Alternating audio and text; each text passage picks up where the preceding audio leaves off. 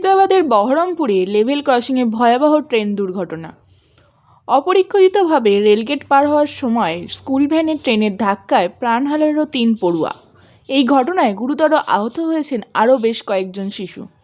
শুক্রবার সকালেই বহরমপুর থানার কর্ণসুবর্ণ রেলগেটে এই মর্মান্তিক দুর্ঘটনাটি ঘটে।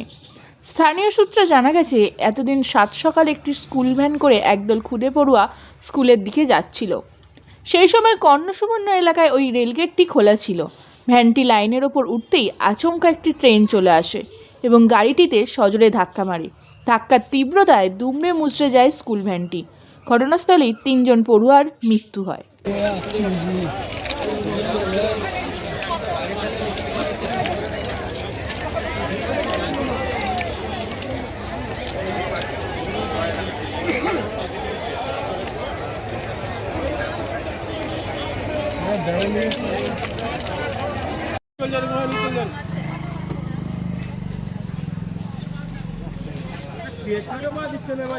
সামনে টেচারও নয় একটা বা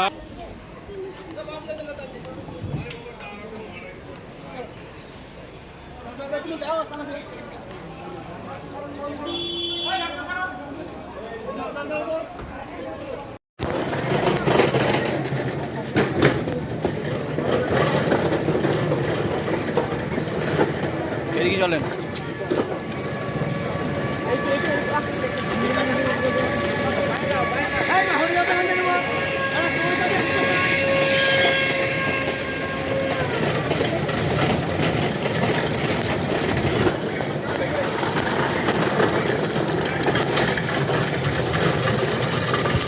লাগে